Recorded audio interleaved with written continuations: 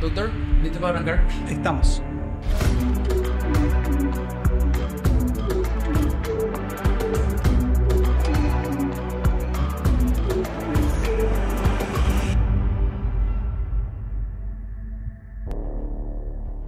Hablar de salud mental es algo que tratamos de hacer en este espacio cada vez que podemos y lo queremos hacer siempre con responsabilidad, con la seriedad de vida.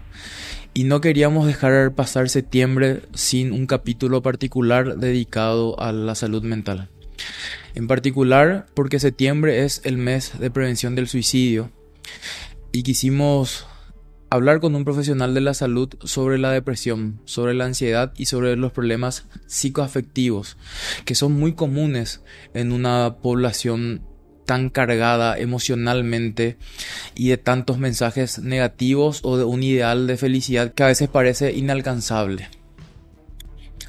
Quisimos encarar con la seriedad de vida el suicidio en este espacio y hablar de qué es lo que pasa en el cerebro de una persona que padece depresión, qué es lo que ocurre en nuestra cabeza biológica, química y socialmente para que se den problemas como la ansiedad, como la depresión y como tantos otros problemas de salud mental. Paraguay es un país en el que la salud mental sigue siendo un tabú. Preferimos quedarnos callados antes que contar que estamos pasando por una depresión, que estamos yendo al psicólogo y ni qué hablar de que tuvimos que irnos al psiquiatra o la psiquiatra y que estamos consumiendo algún tipo de medicación porque así lo requiere el cerebro. Este espacio, creo que puedo hablar por todo el equipo de Sin Filtro, cree necesario el debate sobre la salud mental de una forma seria y responsable. Y es por eso que quisimos darle el micrófono y darle el espacio al doctor Richard Salerno, un profesional de la salud mental, para que nos explique todo esto y para que las personas que están sufriendo depresión o ansiedad o el entorno de alguien que probablemente esté pasando por uno de estos problemas pueda escuchar y entender qué es lo que está pasando. Este es un espacio que quiere dar un mensaje claro sobre la salud mental. Y a partir de acá elaborar sobre la responsabilidad de quienes tenemos micrófono, espacio, alcance o visualizaciones. Quienes tienen muchos seguidores en redes sociales no están autorizados a hablar porque se les da la gana y porque tienen muchos seguidores sobre la salud mental de forma antojadiza y burda. No se puede hablar de la salud mental tratando a las personas con depresión como perras débiles, como se viralizó en un video hace un par de días por parte de una persona que en cualquier país medianamente serio no tendría tanto alcance como tiene hoy. Las personas que llevaron a una persona famosa, valga la redundancia, para hablar de salud mental son unos irresponsables, y más irresponsable es quien da este tipo de mensajes tan graves y a la Bartola. Es por eso que decidimos desde Sin Filtro contrarrestar la desinformación y acercar información científica y veraz sobre lo que realmente ocurre en el cerebro de la persona que pasa por depresión, que pasa por ansiedad o que tiene algún tipo de problema de salud mental. Terminamos septiembre, sí, pero no por eso la depresión tiene que pasar a un segundo cuadro. No por eso hay que olvidarnos de aquel amigo que probablemente o duerma poco o duerma mucho y se lo vea siempre cansado y a veces asumimos que es nomás un haragán o una haragana o esa persona que anda pesimista todo el día, porque probablemente haya muchos problemas atrás. Queremos que este capítulo de Sin Filtro en particular, como ya lo hicimos en otras veces, sea un documento sobre la salud mental y sobre la depresión en particular. Así que sin más vueltas, el doctor Richard Salerno en esta edición de Sin Filtro.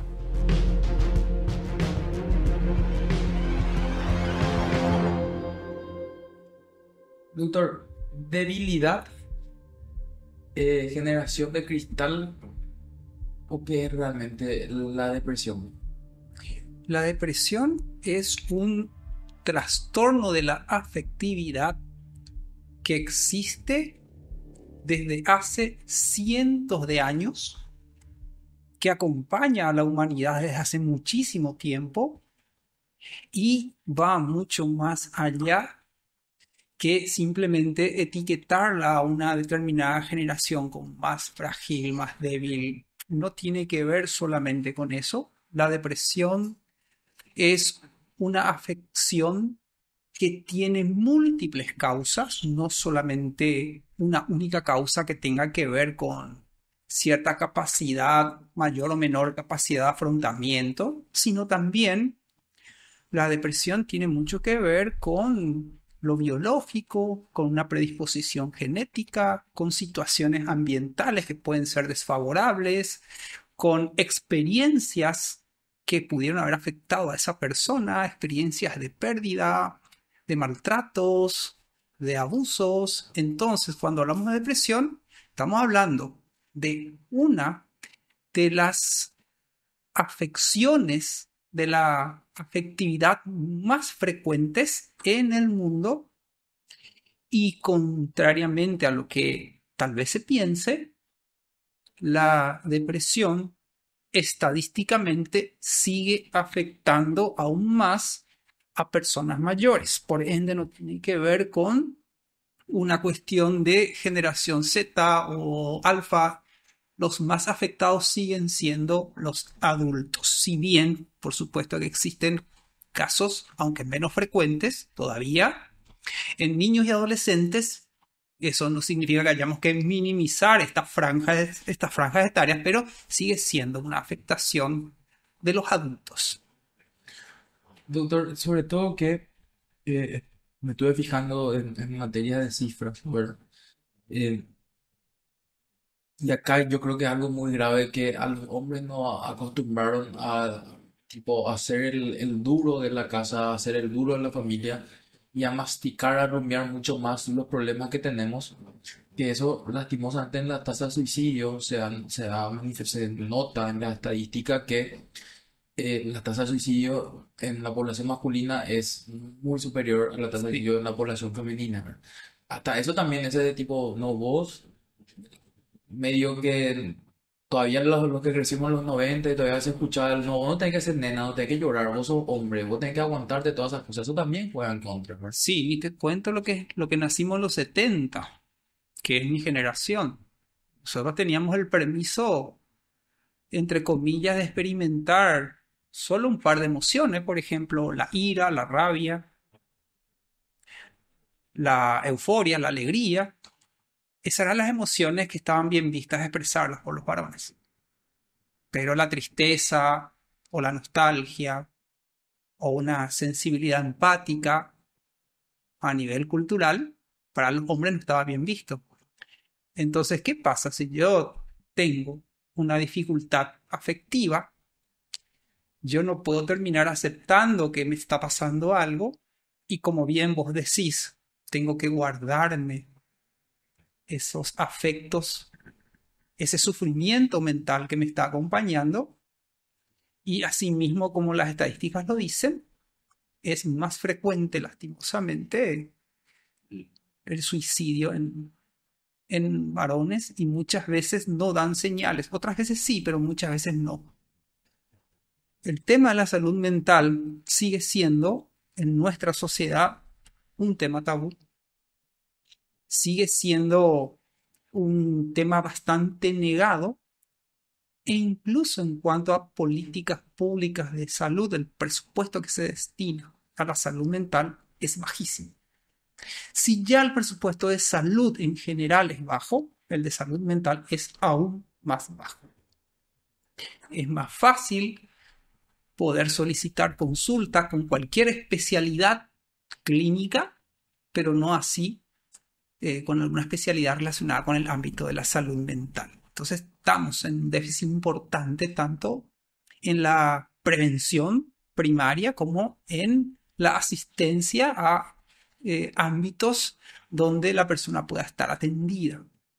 La medicación muchas veces que requiere el acompañamiento de ese paciente es costosísima y hay familias que no pueden costear eso.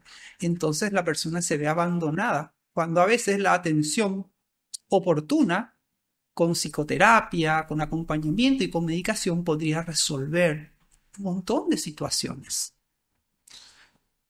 Y sobre todo, doctor, que Uno mira hasta casos de ídolos, de artistas, de músicos, de actores, de actrices, y uno dice, no parecía que tenía depresión. Pero, o sea, porque uno espera, hoy creo que hay un poquito más conciencia, ¿verdad? Pero uno espera una cara triste, alguien que llora todo el tiempo, cuando en realidad la depresión no tiene esa cara. Muchas veces no. Muchas veces la persona aprende a presentarse de una manera en que socialmente cree que va a ser mejor aceptada, por ende, como un buen actor o buena actriz, desarrolla un determinado rol que considera que es el apropiado para el manejo de su imagen personal. Pero en la intimidad es una persona que experimenta una tristeza profunda, un enorme vacío, tiene dificultades para dormir, eh, pierde esa capacidad para disfrutar la vida, experimenta una enorme desesperanza, porque ese es uno de los síntomas de la depresión, la desesperanza, esa incapacidad para poder ver el futuro con optimismo. También pierde la capacidad de experimentar la alegría, el placer, deja de disfrutar de lo que antes disfrutaba.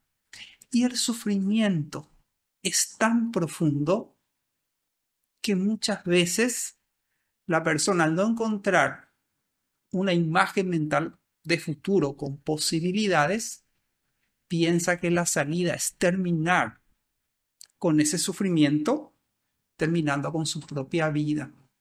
Por ende, la persona no es que sea débil ni cobarde, sino que es tan grande el sufrimiento que es preferible dejar de vivir que seguir sufriendo.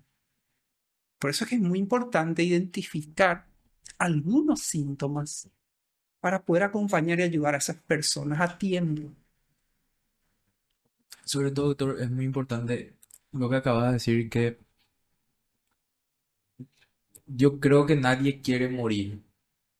Lo que experimentan las personas que lastimosamente deciden quitarse la vida es, quiero descansar, no quiero sufrir más, quiero que todo se calle. O sea, realmente eso es lo que se busca, como que si Sí, es una desesperación tan grande que sí necesito que esto pare. sí. El sufrimiento es tan desgarrador, tan doloroso, que es preferible para esa persona en ese momento terminar con ello, terminando con su propia vida. Entonces no es una decisión libre, esa persona está sumamente afectada por ese cuadro. La química de su cerebro está funcionando de manera totalmente desregulada. Lo positivo en el momento actual es que sí se ha avanzado en farmacoterapia y sí se ha avanzado en estrategias psicoterapéuticas. Lo que necesitamos es llegar con un mensaje alentador a las personas que están sufriendo de depresión, para que sepan que sí hay una salida, que sí es posible superar esa situación de sufrimiento tan profundo. Por eso es que es importante espacios como este donde estamos difundiendo este mensaje. La educación, la psicoeducación es fundamental para poder ayudar a las personas a lidiar con esto, para que pidan ayuda y para que los familiares también puedan, o los amigos, la pareja, detectar esos síntomas. Doctor, hay un viejo mito que te quiero transmitir a vos también para que nos ayude a aclarar, y es que lo primero que muchas veces uno escucha cuando dice estoy con depresión, me tengo que medicar, muchos te dicen, no, pero ese te va a embotar, no vas a poder trabajar en el día a día, cuando en realidad es la depresión la que no te está ya pudiendo desarrollar por completo tus actividades, ¿verdad? Sí, realmente es un mito porque uno de los síntomas frecuentes en la depresión es, además de la tristeza profunda, del vacío, es el trastorno del sueño.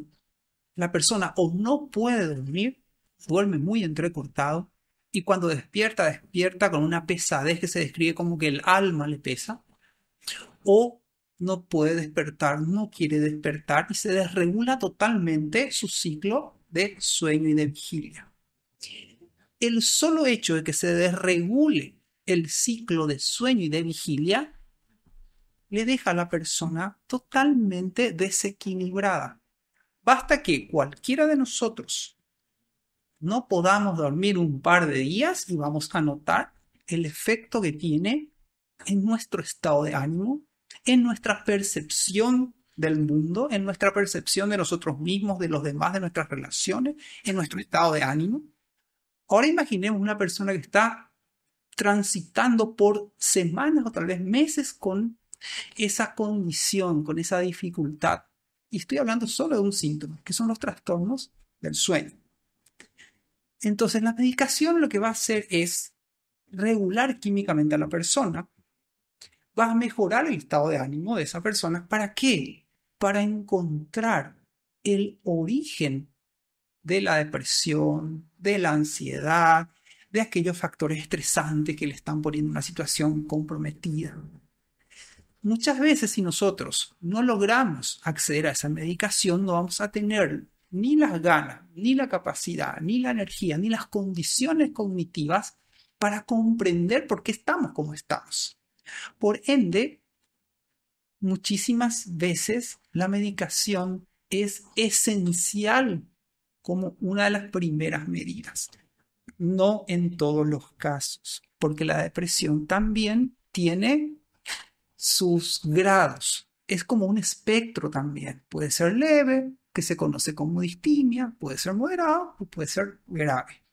Inclusive puede haber hasta una psicosis depresiva que es aún mucho más grave, porque hay una alteración muy profunda del pensamiento, ya con ideas delirantes, en fin, puede llegar a ser mucho más grave. Pero la medicación en muchísimas ocasiones salva vidas. Si la medicación es acompañada por un profesional, en este caso un psiquiatra, por supuesto que en el proceso el psiquiatra va a ir evaluando la evolución clínica de la persona y entonces con el paso del tiempo, si la persona evoluciona positivamente, la medicación se le va a ir retirando. Y al mismo tiempo el acompañamiento psicoterapéutico para comprender ideas, creencias, pensamientos, estilos de vida, estilos de relacionamiento, le va a ayudar a esa persona a comprender cuál es el origen cognitivo, emocional y conductual que está detrás de esa afectación de su estado de ánimo, porque no necesariamente todo sea algo químico. Cierto que hay casos de depresión que son puramente químicos, pero hay muchos casos que la depresión viene después de una pérdida, ¿sí? Después de una pérdida de un ser querido, del trabajo, del fracaso de una relación, en fin. Hay como muchas razones. También hay una razón química, por supuesto. Entonces la medicación nos va a ayudar a poder estar como más estables a nivel de estado de ánimo y tener la energía suficiente para trabajar en modificar aquellas condiciones que me están afectando. Entonces sí. Y el temor de que pueda generarse una dependencia. Si la persona está bien acompañada por un profesional, no se va a dar esa dependencia. Se le irá retirando paulatinamente la medicación y la persona luego un tiempo, y eso va a depender también del cuadro y de las características de la personalidad, podría llevar 6 meses, 1 año, 2 años, pero podría remitir completamente y la persona tener una muy buena calidad de vida posteriormente a eso. ¿Qué nos tiene que llamar de las personas, tiene que llamar la atención, perdón, Sí, de las personas en nuestro entorno, ¿no? Porque a veces le vemos a alguien del trabajo o a alguien de la familia que de por ahí de noche le vemos despierto hasta altas horas de la noche y después durante el día está muy apagado. Y lo primero que uno dice de pronto que lo de farrita o no duerme luego porque o es haragán o un montón de cosas, ver cuando deberíamos mirar un poquito más allá quizás. sí. Esa pregunta es muy importante porque nos remitimos a cuáles son los síntomas que nos tienen que llamar la atención. Uno de los síntomas es lo que vos mencionaste. Si la persona sufre una alteración en ciertos hábitos de vida, como este de no dormir de noche, por ejemplo, esto nos tiene que llamar poderosísimamente la atención. No estamos hablando de personas que por distintas cuestiones laborales trabajan de noche y bueno, estamos diciendo eso, sino que alguien que ha cambiado sus hábitos, su rutina. Entonces ya no está durmiendo a la noche. La persona empieza a dejar de disfrutar de las actividades que antes disfrutaba. La persona empieza a perder como esa energía física. La persona experimenta cambios bruscos del estado de ánimo. Es decir, puede estar muy triste, muy sensible, pero al mismo tiempo y en poco tiempo puede estar muy agresivo. ¿Sí? La persona tiende a aislarse. Ese también es un síntoma. Antes era muy amiguero, le encantaba reunirse con los amigos, con la familia, y empieza como a aislarse. Empieza a perder la funcionalidad en cuanto a tanto actividades de estudio como de trabajo. Entonces ya presenta mayor cantidad de ausentismo laboral. Si es un estudiante, sus notas empiezan a decaer. Presenta alteración también en los hábitos alimenticios o empieza a perder peso o a ganar peso en un corto tiempo. Eso también nos tiene que llamar mucho la atención. Experimenta desesperanza, pesimismo, negativismo. Uno le plantea alternativas positivas y la persona no las puede ver. Entonces uno dice, al pucha, pero qué pesado que es. Vos le planteás esta posibilidad y es muy negativa a la persona. Bueno, está con ese pesimismo, con esa desesperanza. Y también tenemos que estar atentos a lo que la persona dice de sí misma. A veces empieza a experimentar una autoestima muy baja y empieza a tratarse a sí misma de una manera muy negativa, diciendo que es culpable de todo, que tiene mucha vergüenza, que ha tenido muchos fracasos en la vida. Hace como una evaluación de su pasado sumamente negativa y catastrófica, sumamente pesimista, culpándose y responsabilizándose de todo. Cuando tenemos algunos de estos síntomas, que además duran entre 2 semanas como mínimo y más, nos tiene que llamar la atención. Estamos hablando de que el tiempo tiene que ser mínimamente de 2 semanas. Y ahí ya nos tiene que llamar la atención. Está teniendo una afectación de su estado de ánimo. Necesitamos ofrecerle ayuda. ¿Qué tan importante es, doctor, el entorno más cercano para las personas que pasan por esto? Y sobre todo, la forma en la que hay que acercarse. ¿Por qué? Porque hasta ahora ya se hace un poco de chiste en ese sentido, porque muchas veces de tipo, no estés triste, persona triste, ¿verdad? Hasta hay memes de eso, ¿verdad?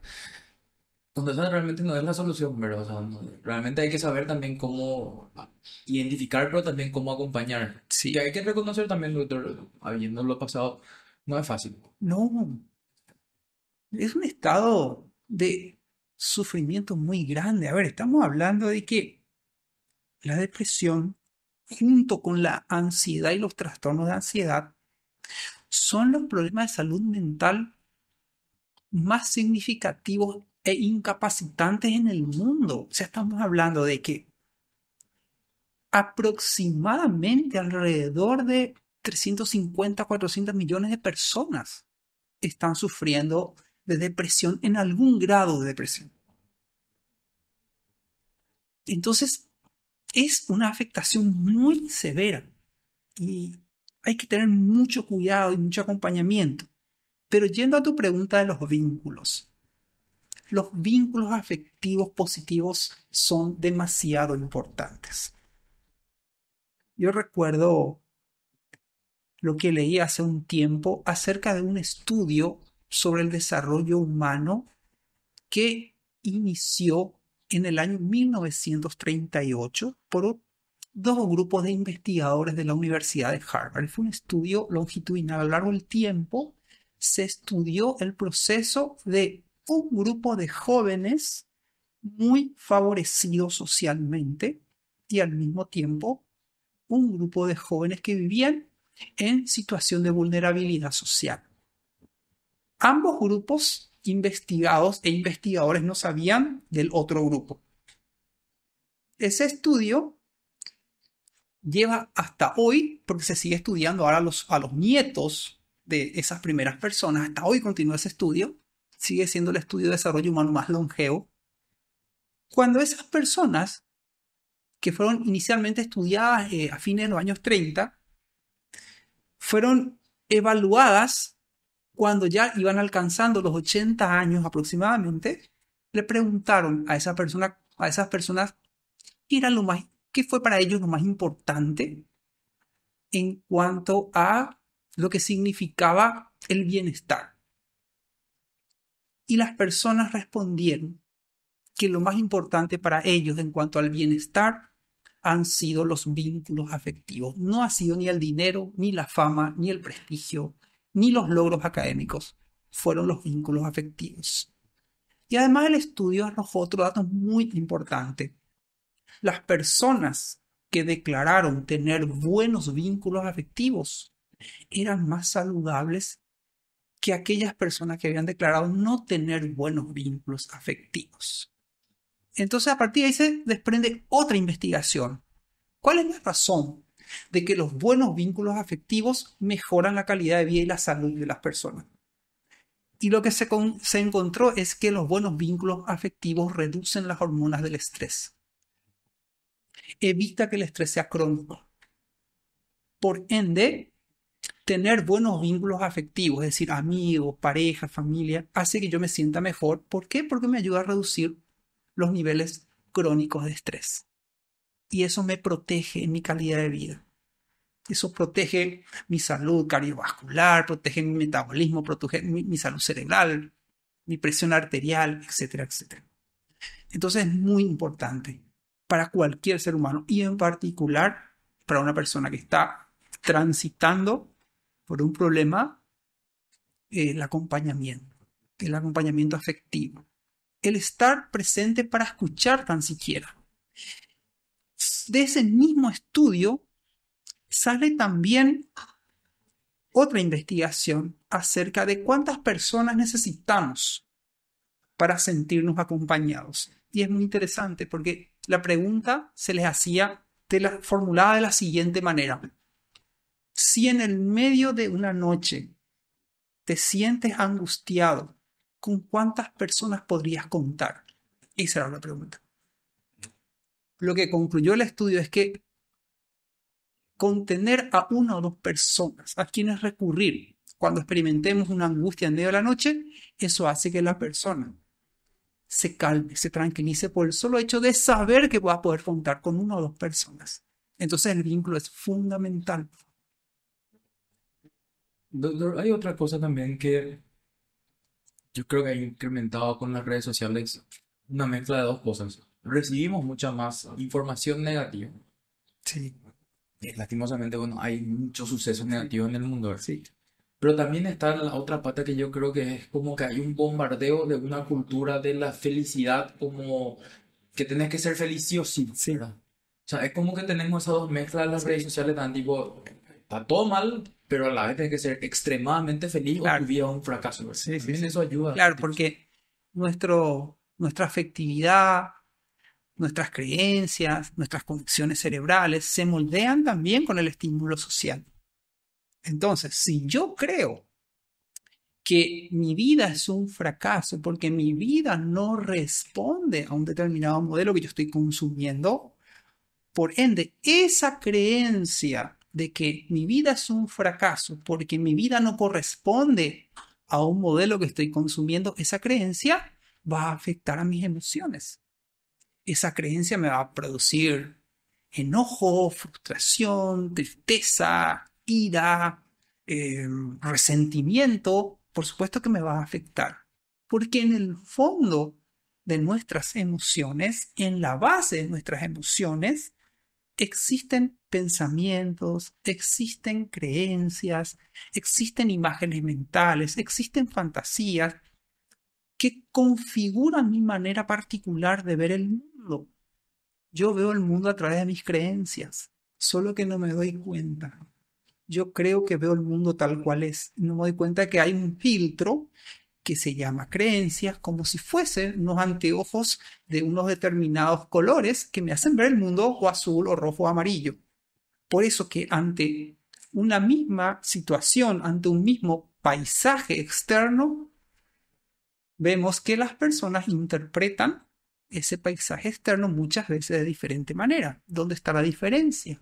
La diferencia está en el sistema de creencias, en las expectativas, es decir, en todo ese mundo maravillosamente subjetivo. Entonces, si yo tengo un sesgo negativo de la vida, es decir, esa facilidad para ver todo negativo, eso va a afectar. Ahora, si yo tengo la creencia de que el ideal de la vida es el hedonismo, es decir, el placer, el consumo, el éxito material, como una única verdad, y si yo no logro eso, entonces yo me voy a experimentar como que he fracasado en la vida. Y eso también me va a condicionar emocionalmente. Entonces, en el fondo es muy importante educarnos con respecto a estos temas, porque condicionan mi afectividad. Y quiero volver sobre algo que ya dijiste tanto, que es que en materia de políticas públicas, y de hecho desde la propia sociedad seguimos tomando como un tabú el tema de la salud mental. Sí, Y es increíble porque Albert Camus, en el mito de Sísifo, que escribió ya hace casi 60 70 años, él arranca el libro diciendo, el único problema filosófico realmente válido es el suicidio. Es determinar si vale o no vivir, vale o no la pena vivir la vida. Y han pasado muchísimos escritores, Viktor Frankl en El hombre en busca de sentido, pero nosotros seguimos con ese, no, yo no le quiero contar ni a mis amigos que me estoy yendo a terapia. Y es increíble cómo en eso seguimos como no queriendo evolucionar. Creo yo que hay mucha más conciencia, pero todavía seguimos atrasados en donde, hasta donde deberíamos probablemente llegar, ¿verdad? sí, todavía. Es más fácil en general que un adulto pida permiso en el trabajo para ir al dermatólogo, al gastroenterólogo, al urólogo, al proctólogo que decir, me tengo que ir al psiquiatra. Porque pues, cuesta más asumir eso por el estigma social que tiene todavía todo lo que tiene que ver con la salud mental. La salud mental está asociada a la locura como fue tratada en la antigüedad, en la Edad Media, como el encierro, como la posesión demoníaca, en fin, todo ese tipo de creencias que fueron asociadas a lo largo de la historia. Y bueno, eso todavía sigue.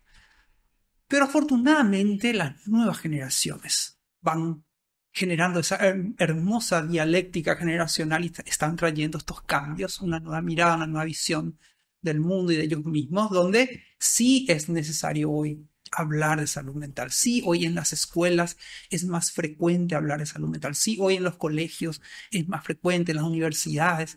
Entonces sí, se está dando de a poquito un cambio que tiene que empujar a las instituciones que vienen más lentas. Las instituciones nuestras son mucho más lentas, son esquemas burocráticos antiquísimos que necesitan mayor movilidad y dinámica. ¿Para qué? Para que esto como política pública se instale en cada comunidad, en cada lugar, que se trabaje en prevención, ¿sí?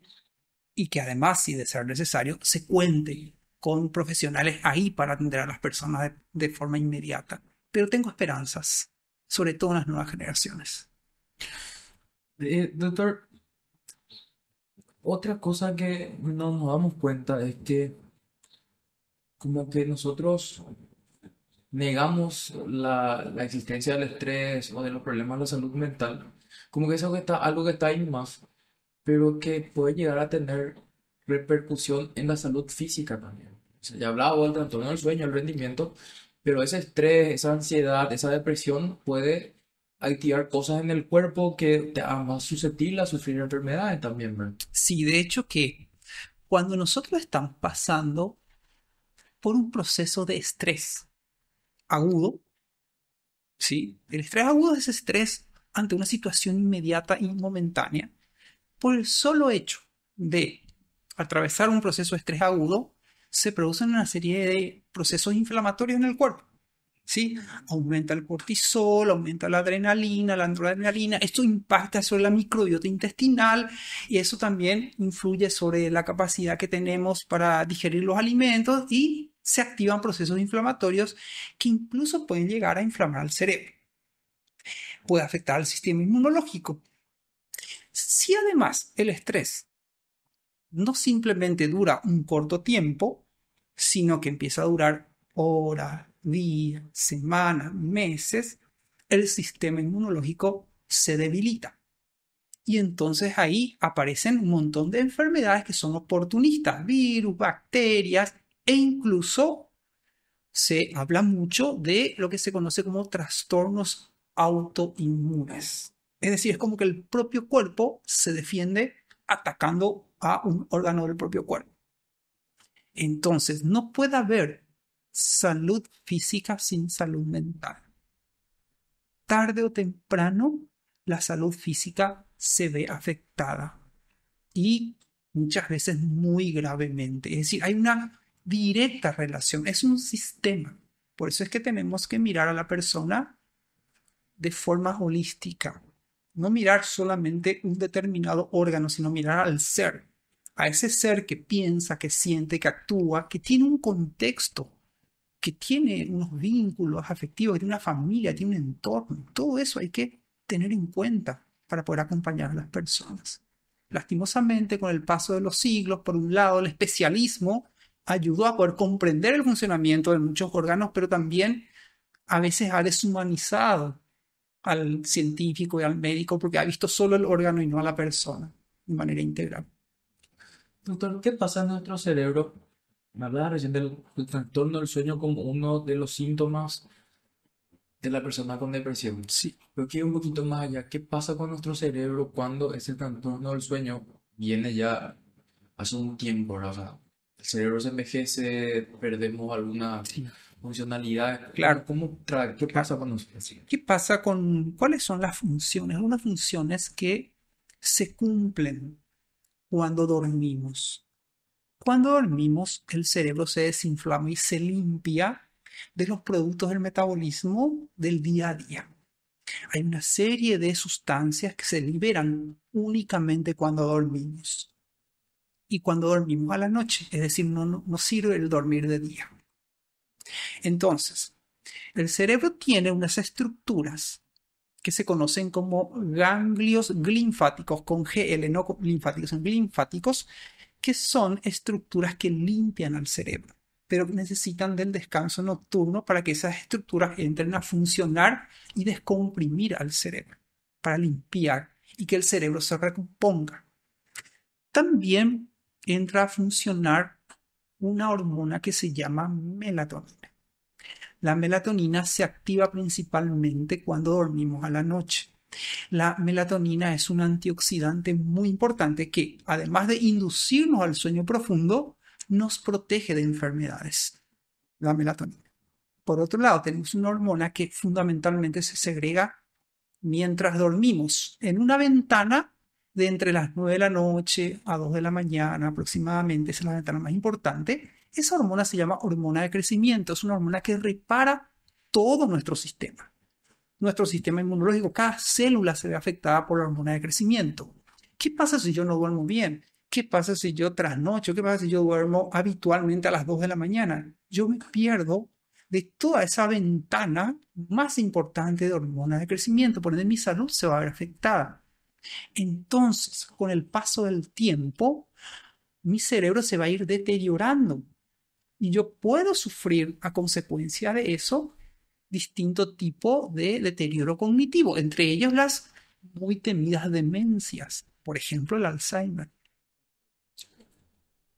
Doctor, hay otra cuestión también que con el revisionismo en el que vivimos, y el tema de, por ejemplo, la despenalización del cannabis en sus usos favorables, porque ha demostrado que como medicina en algunos casos para las epilepsias refractarias, además es una medicina extremadamente noble, eh, pero vos bien decías al inicio de esta entrevista que la depresión tiene sus factores biológicos y genéticos también. Sí, Por eso yo creo que si bien yo me manifesté varias veces a favor de la despenalización del cannabis, eso necesita un nivel de responsabilidad muy importante porque el cannabis, el alcohol, la por supuesto. cocaína y cualquier otro tipo de drogas pueden ser disparadores muy graves también de no solamente de la depresión, de la ansiedad, sino hasta de trastornos psicológicos, psiquiátricos, incluso más graves, Sí, si es que no son atendidos debidamente. por supuesto, pues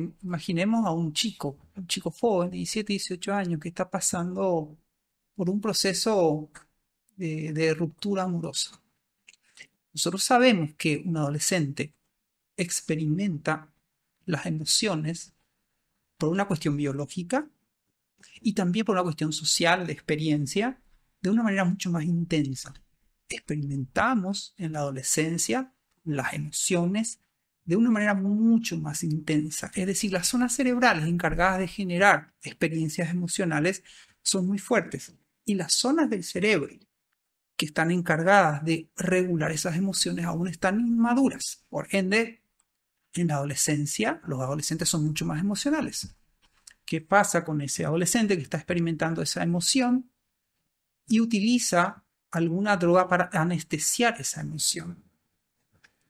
Esa anestesia emocional se produce por un corto tiempo y la mente de ese adolescente empieza a asociar calma con esa sustancia. Por ende, es muy fácil que se genere una adicción y es muy fácil que en corto tiempo esa persona empiece a experimentar un deterioro significativo de su salud mental primero, de su salud física después, dependiendo de lo que empieza a consumir. ¿Sí? Entonces, por supuesto que tenemos que ser muy responsables con la utilización de ciertas medicinas, de ciertas drogas, de ciertas sustancias. Necesitamos el acompañamiento de profesionales que estén estudiando el tema. No es conveniente la automedicación, ni siquiera cuando se trata de temas que podemos llamar inofensivos, naturales, en fin, no, es una plantita natural, bueno, pero no sabemos el efecto que puede tener en una persona en un determinado momento de su vida, por la propia química de esa persona, poder consumir algo por más natural que sea. Es conveniente consultar y tener un asesoramiento científico ante esto, porque el riesgo puede ser muy alto. Sin entrar en un determinismo, doctor, pero uno debería quizás tener un poco más de atención si es que uno vio que su mamá, su papá o alguien de la familia experimentó de depresión en algún momento de su vida. Deberíamos tener también atención para esas cosas. Sí, porque hay un porcentaje de trastornos de ansiedad y trastornos depresivos que tienen carga genética. Si bien hasta hoy no necesariamente sea el único factor, es un factor a tener en cuenta. Si en mi familia han habido casos de trastornos mentales o trastornos de la afectividad, yo tengo que ser cuidadoso, tengo que estar atento, tengo que tener en cuenta la probable situación de predisposición. Entonces tengo que cuidarme de gestionar bien el estrés.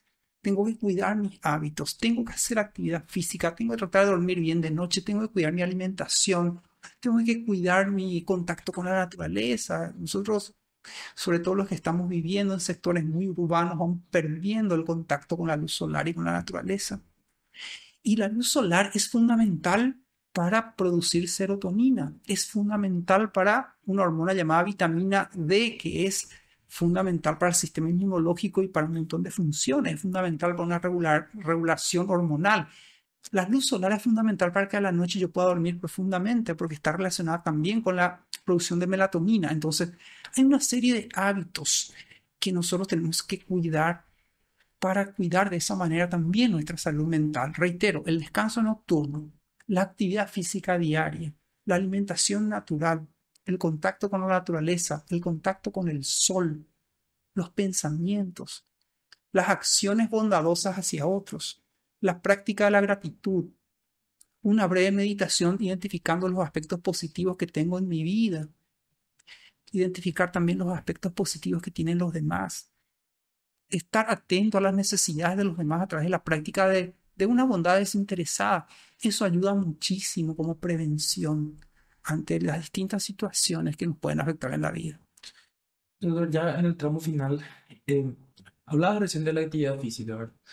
¿Qué tan importante es, haciendo la aclaración de que evidentemente una persona que está con una depresión severa, una depresión incluso moderada o leve, o con una distimia, que es una depresión que se extiende Sí, ya por un tiempo, es una depresión crónica muchas veces, sí, la distinta. Sí. evidentemente muchos días no van a encontrar la fuerza o las ganas para hacer actividad física, ¿verdad? Pero avanzando en ese proceso de curación, de Sí, tratamiento, ¿qué tan importante es también esa actividad física? sí. Es eh, muchos investigadores consideran que la actividad física debiera de ser la primera línea de tratamiento contra la ansiedad y la depresión, incluso antes que los medicamentos, incluso más sostenibles y a largo plazo que los propios medicamentos. Entonces, se le está dando mucha importancia. ¿Por qué? Porque la actividad física genera serotonina. La serotonina es neurotransmisor clave en estabilizar el estado de ánimo. La actividad física también genera endorfinas. Las endorfinas son neurotransmisores que producen calma. Es como un anestésico natural ante el dolor y ante el sufrimiento. Entonces tenemos serotonina, tenemos endorfinas. La actividad física también genera unas moléculas que se conocen como mioquinas. Una de las mioquinas se llama factor neurotrófico derivado del cerebro, que es un neuroprotector natural del cerebro, que además permite que ciertos mecanismos relacionados con la atención, la memoria y el aprendizaje mejoren porque estimulan células neuronales de esos campos del cerebro. También permite proteger al cerebro del deterioro y también permite la generación de nuevas células cerebrales, favoreciendo la neuroplasticidad a través de nuevas conexiones que pueden hacer las neuronas unas con otras. Entonces vemos que la actividad física es una de las herramientas fundamentales de primera línea, tanto como preventivas como también paliativas en el caso que la persona ya esté afectada. Entonces ayudar a la persona a que salga un ratito al sol, a que camine aunque sea un poquitito, bajo la luz solar, le va a mejorar el estado de ánimo de modo muy rápido. ¿Sí? No estamos diciendo de que no se tome el medicamento, pero que acompañe el medicamento la actividad física, pero también es muy importante que la persona empiece a cambiar su alimentación, que coma natural, que deje lo procesado, lo ultraprocesado, empiece a comer natural. Comida sencilla, huevos, carne, vegetales, agua, ya está. Con eso va a mejorar todo su sistema inmunológico.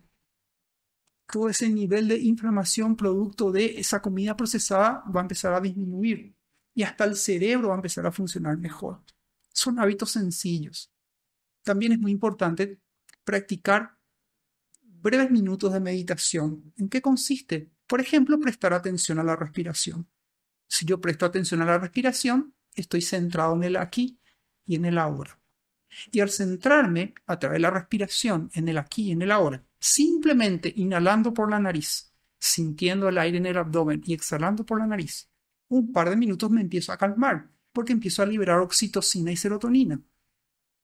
Además, si a esto le agrego una breve meditación pensando en cuál va a ser mi noticia positiva del día, estoy generando nuevas conexiones neuronales para pensar de una nueva forma.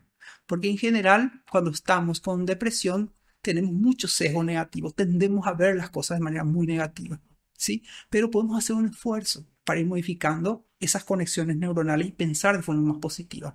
Y también practicar el agradecimiento. Cuando llega la noche, pensar en las cosas que tengo que agradecer, aunque hayan sido fracasos, porque de los fracasos podemos aprender. Entonces hacemos una lista de temas a las cuales podemos agradecer y eso va cambiando la configuración del cerebro y funciona. Doctor, ¿qué tan necesario es que empecemos a tomar, desde las instituciones se empieza a tomar con la seriedad necesaria la salud mental? Porque hemos visto casos muy extremos en los últimos tiempos de, sin justificar absolutamente ningún hecho de violencia y demás, pero esos hechos de violencia muchas veces tienen problemas de salud mental subyacentes ahí como origen, ¿verdad? ¿Qué tan necesario es que desde el Estado se tome en serio la salud mental? Sobre todo por otra cosa que vos bien decías, ¿verdad? Lastimosamente, eh, la medicación, incluso para, digamos, un problema de la afectividad tan común, lastimosamente como la depresión, es cara.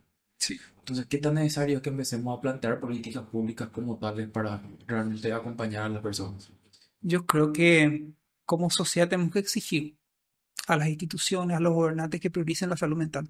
Ya no podemos seguir eh, aceptando la situación así como está. Y necesitamos también expandir la información. La psicoeducación es fundamental a través de los medios, a través de las escuelas, de los colegios, a través de centros comunitarios, organizar charlas comunitarias sobre prevención, Eso es una prioridad absoluta, máxima, porque estamos, como bien decía, asistiendo a un proceso bastante grave de deterioro de la salud mental, con el estrés, con la ansiedad, con los tratos, con los malos tratos entre las personas. Basta salir un ratito al tráfico para que uno note el nivel de hostilidad y de estrés agudo por el que está pasando la población. Y entonces eso en algún momento va a traer efectos cada vez más negativos y como sociedad no podemos estar ajenos a todo eso porque a cada uno de nosotros nos va a afectar. Por más que en nuestra familia estemos bien, por más que tengamos la pareja más comprensiva, el entorno social me va a terminar afectando también. Y si mi entorno social está enfermo, me va a enfermar, necesariamente porque somos seres sociales. Doctor, dos en una, voy a cerrar ya ahora sí. Primero, ¿qué tan importante es que quienes tenemos, y hablo en primera persona del plural, espacios o tenemos visibilidad, hablemos de forma responsable y seria de la salud mental? Por quienes nos escuchan no nos ven. Y lo último, hay una salida entonces para la depresión, para quienes nos escuchan. Sí, es muy importante que los referentes sean modelos en su comunicación porque hay personas que van a seguir a esos modelos. Entonces una persona que tiene influencia a través de la comunicación, el nivel de llegada y de afectación al sistema de pensamientos y creencias de las personas es muy importante. Cuando cambiamos nuestra forma de creer, nuestra forma de pensar, podemos cambiar nuestra vida. Entonces, si a través de la comunicación, a través de algunos referentes, se hablan de estos temas, eso va a modificar las creencias que tienen las personas y eso va a modificar la vida. ¿Sí? Entonces, ese tema es muy importante. Por otro lado, sí, hay una salida para la depresión. Existen tratamientos, existen medicación, existe psicoterapia, existe alternativa, existe futuro para las personas. Gracias, doctor, por el tiempo. Gracias a ustedes, un honor. El doctor Richard Salerno en esta edición de Sin Filtro.